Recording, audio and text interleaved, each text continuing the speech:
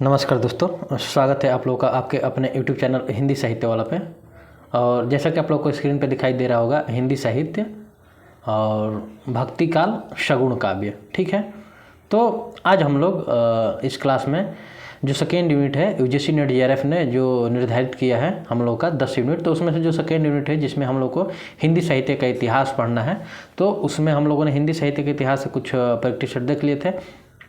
अब उसी में जो आदिकाल है, मतलब जो डिवाइड किया गया है आदिकाल, भक्ति काल, उसके बाद रीतिकाल, फिर आधुनिक काल में, तो हमने जो आदिकाल था उससे संबंधित प्रैक्टिस सेट लगा लिया था।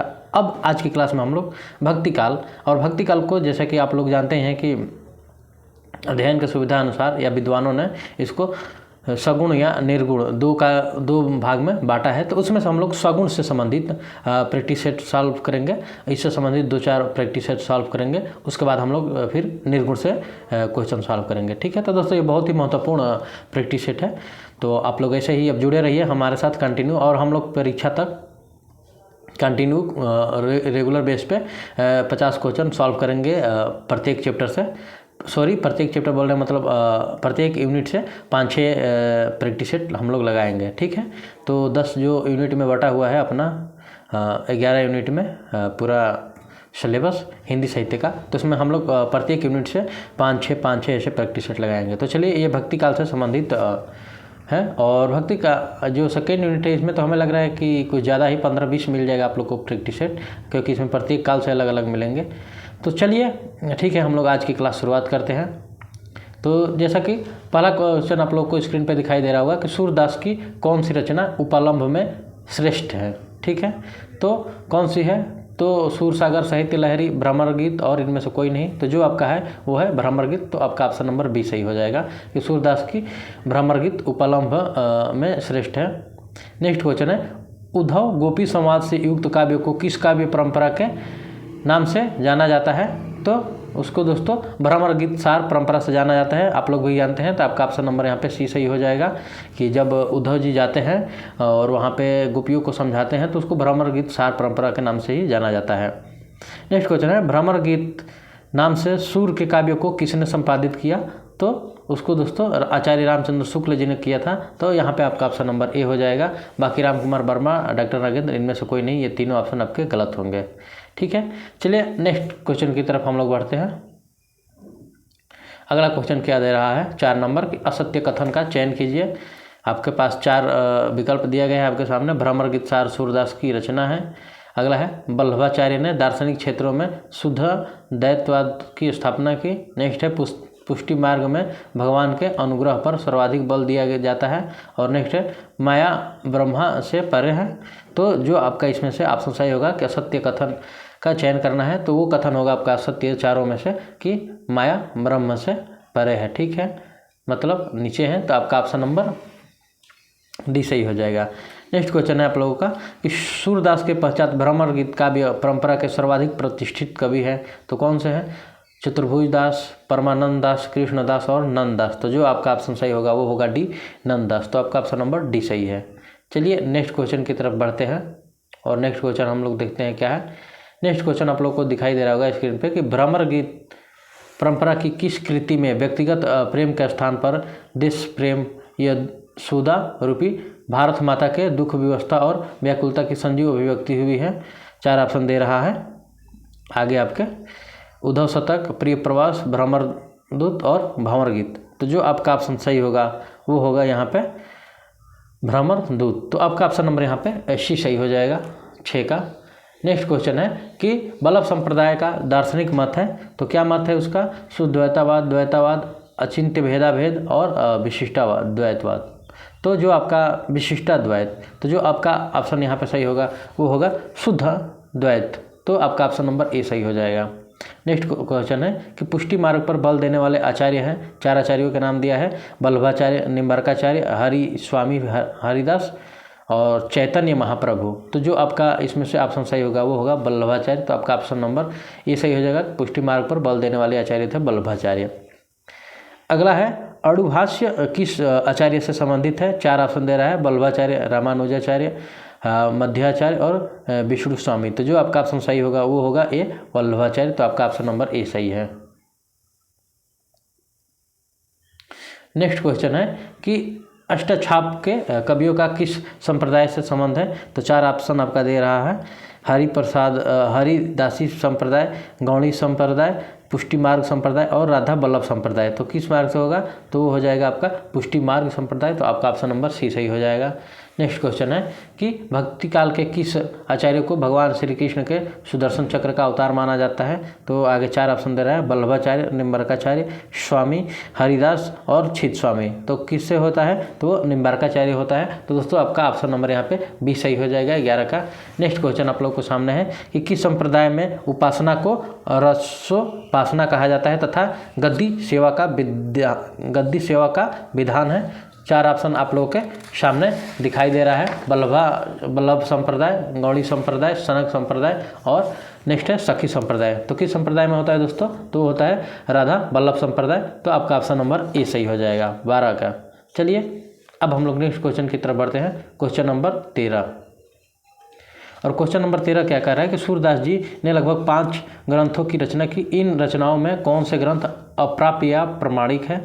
4 नाम दे रहा है, सूर सागर और सूर सरावली, अगला है साहित्य और उसके बाद साहित्य लहरी, उसके बाद नेक्स्ट है साहित्य लहरी सूर सागर और अगला है नल दमयंती और ब्याहलो। तो कौन सा आपका ऑप्शन इसमें सही है, तो आपका ऑप्शन नंबर यहाँ पे डी सही है, नल दमयंती और ब्याहलो। तो आपका ऑप्शन नंबर डी सही है। अगला क्वेश्चन है नंददास की उस रचना का नाम बताइए जो प्रेमाख्यान काव्य परंपरा के अंतर्गत आती है। तो उस रचना का नाम दोस्तों क्या है, भंवर गीत, अनेकार्थ मंजरी, रस मंजरी और रूप मंजरी। तो आपका इसमें आपका ऑप्शन नंबर ए हो जाएगा रूप मंजरी। नेक्स्ट क्वेश्चन है कि नंददास की रचना किस रचना को पर्यायवाची कोश कहा जाता है। तो 4 ऑप्शन दे रहा है, अनेकार्थ मंजरी, रूप मंजरी, नाम मंजरी और अनेकार्थ माला। तो किसको कहा जाता है, तो आपका ऑप्शन नंबर सी हो जाएगा नाम मंजरी। तो आपका ऑप्शन नंबर सी हो जाएगा। नेक्स्ट क्वेश्चन देख सकते हैं आप लोग 16 नंबर, नंददास की किस रचना की वजह से उसे जड़िया की उपाधि दी जाती है। तो यहाँ पे आपका 4 ऑप्शन दिया है, देख सकते हैं आप लोग, भंवर गीत और बी नंबर है पदावली, नेक्स्ट है आपका रस पंचाध्यायी और उसके आगे है इनमें से कोई नहीं। तो जो आपका ऑप्शन सही होगा वो हो जाएगा रास पंचाध्यायी। तो आपका ऑप्शन नंबर सी सही हो जाएगा। अगला जो क्वेश्चन है स्क्रीन पे कि नंददास की रचना रास पंचाध्यायी को हिंदी का गीत गोविंद किसने कहा। तो 4 ऑप्शन दे रहा है, वियोगी हरि, श्याम सुंदर दास, हजारी प्रसाद द्विवेदी और आचार्य रामचंद्र शुक्ल। तो कौन सा आपका ऑप्शन सही होगा, वो हो जाएगा आपका option number A Viyogi Hari. अगला क्वेश्चन है वृंदावन जाकर मीरा की भेंट किस कवि से हुई। तो आगे 4 ऑप्शन दे रहा है, वल्लभाचार्य, जीव गोस्वामी, नंददास और सूरदास। तो जो आपका ऑप्शन सही होगा वो होगा जीव गोस्वामी। तो आपका ऑप्शन नंबर बी सही हो जाएगा। नेक्स्ट क्वेश्चन आप लोग देख सकते हैं कि मीरा की भक्ति भावना में किस प्रकार का गुण मिलता है। तो ओज, माधुर्य, वीर और प्रसाद। तो जो यहाँ पे आपको गुण मिलता है वो होगा आपका ऑप्शन नंबर सी माधुर्य। तो आपका ऑप्शन नंबर सी सही हो जाएगा।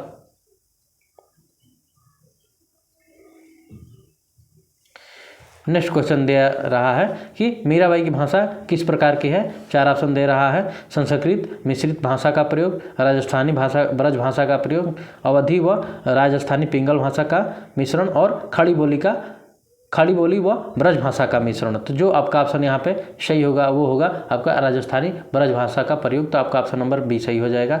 नेक्स्ट है मीराबाई ने अपने पदों में राजस्थानी ब्रज भाषा के साथ किन शब्दों का समन्वय किया। 4 ऑप्शन दे रहा है, गुजराती शब्दों का, अवधी का, खड़ी बोली और अपभ्रंश का। तो जो किया दोस्तों वो था गुजराती शब्दों का। तो आपका ऑप्शन नंबर ए सही हो जाएगा। नेक्स्ट क्वेश्चन है कि रसखान की किस रचना में राधा कृष्ण को मलिन माली मानकर प्रेमोद्यान का वर्णन करते हुए प्रेम के गुण तत्व का सूक्ष्म विवेचन किया गया है। तो 4 ऑप्शन दे रहा है, दान लीला, अष्टछाप, सुजान, रसखान और प्रेम वाटिका। तो किस में किया गया है, तो वो होगा आपका प्रेम वाटिका। तो आपका ऑप्शन नंबर डी सही है। ठीक है, चलिए नेक्स्ट क्वेश्चन की तरफ बढ़ते हैं। अगला है क्वेश्चन नंबर 23 की निम्नलिखित में से कौन सी रचना सबसे कम दोहों वाली है। तो आगे 4 ऑप्शन दे रहा है, प्रेम वाटिका, अष्टयाम, संकलन, सुजान और दान लीला। तो दोस्तों जो आपका ऑप्शन सही होगा वो होगा दान लीला। तो आपका ऑप्शन नंबर डी सही हो जाएगा। चलिए नेक्स्ट क्वेश्चन की तरफ बढ़ते हैं। अगला क्वेश्चन क्या है कि कृष्ण का सर्वप्रथम उल्लेख किस ग्रंथ में मिलता है? 4 ऑप्शन दे रहा है, ब्रह्मचरित, पंचाध्यायी, गीत गोविंद और भ्रमर गीत। तो जिसमें मिलता है वो है ब्रह्मचरित्र, आपका ऑप्शन नंबर ए सही है। नेक्स्ट क्वेश्चन है, कृष्ण काव्य परंपरा में नायक नायिका के प्रेम के चित्रण में कौन सी दृष्टि को प्रमुख माना जाता है? 4 ऑप्शन दे रहा है, श्रृंगार रस वर्णन दृष्टि, आध्यात्मिक संकेत दृष्टि, लोकोत्तर रतिभाव दृष्टि और लीलागान दृष्टि। तो कौन सा आपका ऑप्शन सही होगा? तो आपका ऑप्शन हो जाएगा लीलागान दृष्टि। तो आपका ऑप्शन नंबर डी सही है। नेक्स्ट है कि सूरदास जी ने कृष्ण के किस रूप का चित्रण किया? तो 4 ऑप्शन है, लोकरंजन, योगेश्वर, परम ब्रह्मा और लोकरक्षक। तो किस में हो दोस्तों आपका? तो वो लोकरंजन। तो आपका ऑप्शन नंबर ए सही हो जाएगा। नेक्स्ट क्वेश्चन आप लोग देख सकते हैं कि साहित्य लहरी में सूरदास ने अपना परिचय देते हुए स्वयं को किस कवि का वंशज कहा है? तो 4 ऑप्शन दे रहा है, विद्यापति, कबीरदास, दलपति विजय और चंद्रवरदाई। तो जो आपका ऑप्शन सही होगा वो होगा चंद्रवरदाई। तो आपका ऑप्शन नंबर डी हो जाएगा। साहित्य लहरी की विषय वस्तु क्या है? 4 ऑप्शन दे रहा है, नायिका भेद, पर्याय कोश, छंद शास्त्र और रस। तो जो आपका ऑप्शन सही होगा वो होगा नायिका भेद। तो आपका ऑप्शन नंबर डी ए हो जाएगा, नायिका भेद। ठीक है, 28 का ऑप्शन नंबर आपका ए हो जाएगा। ठीक है, अगला क्वेश्चन देख सकते हैं, सूरदास के दृष्टकूट पद किस ग्रंथ में है? तो 4 ऑप्शन दे रहा है, सूरदास, सुरसरावली, साहित्य लहरी और भ्रमर गीत सार। तो जिसमें होगा वो होगा साहित्य लहरी। तो आपका ऑप्शन नंबर बी सही हो जाएगा। नेक्स्ट क्वेश्चन है आप लोगों के सामने, अष्टछाप भक्त कवियों में सूर के बाद सर्वाधिक ख्याति प्राप्त कवि है? कृष्णदास, नंददास, परमानंद दास और कुंभन दास। तो जो आपका ऑप्शन सही होगा वो हो जाएगा नंददास। तो आपका ऑप्शन नंबर बी सही हो जाएगा। और देख सकते हैं फिर अगला जो क्वेश्चन है आप लोगों के सामने, क्वेश्चन नंबर 31 नंबर क्वेश्चन क्या कह रहा है कि रचना शिल्प की दृष्टि से सूर सागर किस प्रकार का काव्य है? तो आगे 4 ऑप्शन दे रहा है आपका, और वो कौन कौन सा है? तो वो है प्रबंध काव्य। रचना शिल्प की दृष्टि से सूरसागर किस प्रकार का काव्य है? तो 4 ऑप्शन दे रहा है, प्रबंध काव्य, गेय मुक्तक काव्य, खंड काव्य और चंपू काव्य। तो जो आपका ऑप्शन इसमें सही होगा वो हो जाएगा गेय मुक्तक काव्य। तो आपका ऑप्शन नंबर बी सही हो जाएगा। नेक्स्ट है, सूरसागर के प्रबंध स्कंद में अधिकतर पद किससे संबंधित है? 4 ऑप्शन दे रहा है, बाल लीला पद, मंगलाचरण, विनय पद और गोचारण पद। तो आपका ऑप्शन जो सही होगा वो होगा विनय पद। तो आपका ऑप्शन नंबर बी सही हो जाएगा।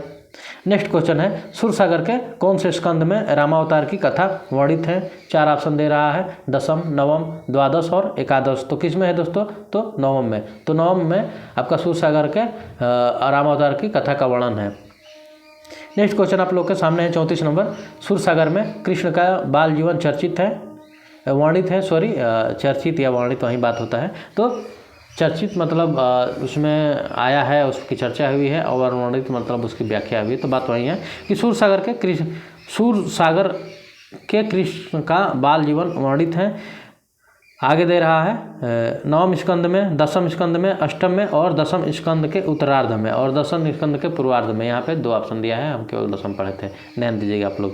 तो किस में है? तो दसम स्कंद के पूर्वार्ध में, न कि उत्तरार्ध में। ठीक है, तो आप यहाँ पे आपका ऑप्शन बी सही हो जाएगा। नेक्स्ट क्वेश्चन की तरफ बढ़ते हैं। 35 नंबर क्या क्वेश्चन कह रहा है? 35 नंबर क्वेश्चन है कि सूरसागर में श्री कृष्ण के द्वारिका गमन से लेकर अंत तक की जीवनी किस स्कंद में वर्णित है? तो आप लोग देख सकते हैं वो हो जाएगा आपका द्वादश स्कंद में, एकादश में, दसम स्कंद में, पूर्वार्ध में और दसम स्कंद के उत्तरार्ध में। तो जो आपका ऑप्शन सही होगा अब वो हो जाएगा दसम स्कंद के उत्तरार्ध में। तो यहाँ पे आपका ऑप्शन नंबर डी हो जाएगा, मतलब दसम स्कंद के उत्तरार्ध में। और बालकृष्ण का जीवन वर्णित था तो दसम वर्ग के पूर्वार्ध में। तो ये थोड़ा सा ध्यान दीजिएगा आप लोग। अगला क्वेश्चन है, नंददास ने किस ग्रंथ में रासलीला की आध्यात्मिक व्याख्या करते हुए कृष्ण, वृंदावन, मुरली, गोपी आदि को प्रतीक मानकर आध्यात्मिक से जोड़ा है? तो आपके सामने 4 ऑप्शन दे रहा है, और वो है विरह मंजरी, मान मंजरी, रास पंचाध्यायी और अगला कौन सा है? तो सिद्धांत पंचाध्यायी। तो कौन सा आपका ऑप्शन सही होगा? तो इसमें से हो जाएगा आपका रास पंचाध्यायी। तो आपका ऑप्शन नंबर यहाँ पे बी हो जाएगा। ठीक है, चलिए नेक्स्ट क्वेश्चन की तरफ बढ़ते हैं। अगला क्वेश्चन आप लोग को दे रहा है स्क्रीन पे कि ध्रुवदास का संबंध किस संप्रदाय से है। 4 ऑप्शन आपका दे रहा है, राधा वल्लभ संप्रदाय, निम्बार्क संप्रदाय, चैतन्य और वल्लभ संप्रदाय। 4 दे रहा है, तो कौन किससे है संबंध इनका, तो ये हो जाएगा आपका राधा वल्लभ संप्रदाय, तो आपका ऑप्शन नंबर ए हो जाएगा। नेक्स्ट है कि लाड सागर किसके द्वारा रचित ग्रंथ है, तो 4 ऑप्शन दे रहा है, वृंदावन दास, नेह नागरी दास और कल्याण पुजारी, और नेक्स्ट है आपका ध्रुवदास। तो जो आपका ऑप्शन सही होगा वो हो जाएगा वृंदावन दास, तो आपका ऑप्शन नंबर ए हो जाएगा।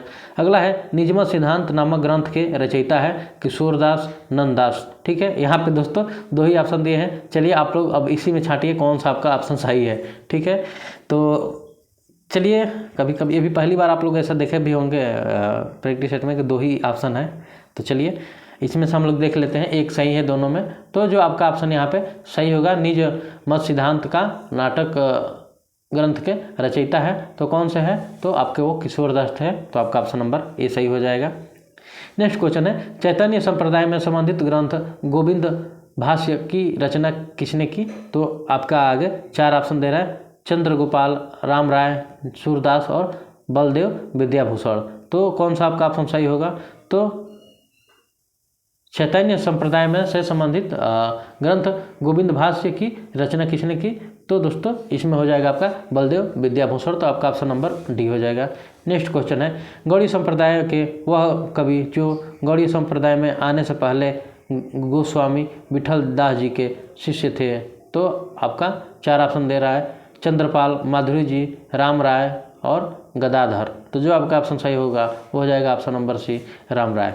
ठीक है, नेक्स्ट क्वेश्चन की तरफ बढ़ेंगे। निम्नलिखित में से कौन सी रचना चंद्रगोपाल की नहीं है, 4 ऑप्शन दे रहा है, गायत्री भाष्य, केली माधुरी, गौरांगष्टयाम और चंद्र 84। तो कौन सी है आपका, तो आपका ऑप्शन नंबर हो जाएगा सी सही हो जाएगा, केली माधुरी। ठीक है, चलिए अब हम लोग क्वेश्चन नंबर 43 पे चलते हैं। और क्वेश्चन नंबर 43 क्या कह रहा है कि अष्टयाम से सेवा विधि किस संप्रदाय की है, तो 4 ऑप्शन दे रहा है, निम्बार्क संप्रदाय, वल्लभ संप्रदाय, राधा संप्रदाय और इनमें से कोई नहीं दोस्तों, तो ये इनमें से किसी संप्रदाय की नहीं है, तो अष्टयाम से सेवा विधि ये उपयुक्त जो दिया गया है इनमें से किसी संप्रदाय से संबंधित नहीं है। चलिए नेक्स्ट क्वेश्चन है कि अष्टछाप कवियों में कौन सा भक्त कवि वल्लभ संप्रदाय का शिष्य नहीं है। 4 ऑप्शन आपके सामने है, परमानंद, सूरदास, कुंभनदास और गोविंद स्वामी। तो जो आपका ऑप्शन सही होगा वो होगा ऑप्शन नंबर डी, गोविंद स्वामी। नेक्स्ट क्वेश्चन की तरफ बढ़ेंगे। श्रीनाथ जी की सांप्रदायिक भक्ति की स्पष्ट झलक किसकी रचनाओं में दिखाई देती है। 4 ऑप्शन दे रहा है, परमानंदास, सूरदास, कुंभनदास, गोविंद स्वामी। तो जो आपका ऑप्शन सही होगा वो हो जाएगा आपका कुंभनदास, तो आपका ऑप्शन नंबर सी सही हो जाएगा। और अब हम लोग क्वेश्चन नंबर 46 पे पहुँच गए। 46 नंबर क्वेश्चन क्या कर रहा है कि अष्टछाप कवियों में सूर के बाद वात्सल्य का सर्वश्रेष्ठ चित्रण करने वाले कवि थे, तो कौन थे, तो आपके हैं यहाँ पे कुंभनदास, गोविंद स्वामी, परमानंद दास और नंददास। तो कौन सा आपका ऑप्शन सही होगा वो हो जाएगा परमानंद दास, तो आपका ऑप्शन नंबर सी सही हो जाएगा। नेक्स्ट क्वेश्चन है कृष्ण के ईश्वरीय पक्ष का वर्णन न करके केवल माधुर्य पक्ष की लीलाओं का गान किस कवि ने किया है। मतलब इन्होंने उनके ईश्वरीय पक्ष का वर्णन नहीं किया है, केवल माधुर्य पक्ष का वर्णन किया है और उनकी लीलाओं का गान किया है, तो कौन से वो कवि है, तो ऑप्शन दे रहा है क्षीर स्वामी, श्री भट्ट, परमानंद दास और रूप गोस्वामी। तो वो है आपके परमानंद दास, आपका ऑप्शन नंबर बी हो जाएगा सही। चलिए नेक्स्ट क्वेश्चन की तरफ बढ़ते हैं। नेक्स्ट क्वेश्चन है कि निम्नलिखित में से कौन सा कवि श्रीनाथ जी के मंदिर में अधिकारी पद पर आसीन हुआ, तो कौन सा कवि हुआ। 4 ऑप्शन दे रहा है, रसखान, चतुर्भुज दास, परमानंद दास और कृष्णदास। तो जो आपके ऑप्शन सही होंगे वो होंगे आपके कृष्णदास, तो आपका ऑप्शन नंबर डी हो जाएगा।